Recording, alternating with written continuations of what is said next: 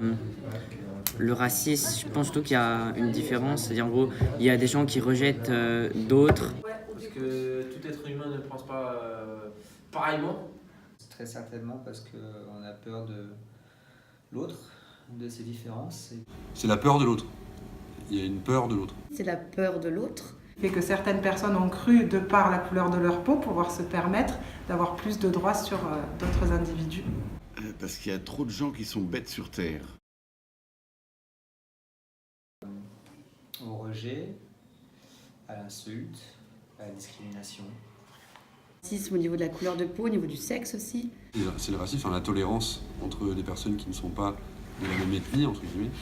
Et ça peut être aussi sur l'aspect religieux. La nationalité, la religion. J'ai assisté dans mes classes ou dans les établissements dans lesquels j'ai travaillé à des problèmes de racisme entre élèves et même des problèmes de racisme envers moi. Moi, j'ai déjà été témoin, enfin entre guillemets, d'une scène dans ce lycée entre deux élèves, donc un blanc et un noir. De collègues par exemple qui avaient subi du racisme. Parfois, il y a des blagues et tout ça. Mais après, comme tu l'entends souvent, c'est vrai que maintenant que tu me le dis, c'est vrai que ça ne change pas forcément. C'est de la vanne entre camarades et c'est pas du vrai racisme. Ouais, je pense qu'il augmente, ouais. Ouais, je pense que surtout, comme il parle d'immigration et tout ça. Je sais pas s'il augmente, mais je pense que Mais il y a énormément de racisme. il y en a énormément encore. Oui, puisqu'on a de plus en plus de monde, oui, ça évolue. Oui. Ouais, c'est quand même, ouais. Pour l'instant, oui. Oui, malheureusement, oui. Je pense pour aujourd'hui. C'est peut-être pour ça aussi que... Après, je sais pas s'ils ont des avantages, c'est peut-être pour ça qu'on a demandé de plus mettre les photos sur le CV. Peut-être parce que du coup, ces personnes-là étaient avantagées d'une manière ou d'une autre. Je pense qu'il y a, Il y a des endroits. au niveau du travail surtout, je trouve. Non, je pense que le racisme n'augmente pas en France. Je pense qu'on veut nous faire croire qu'il augmente. Moi, ça me dérange pas. Moi, je trouve qu'on n'en accueille pas assez, au contraire.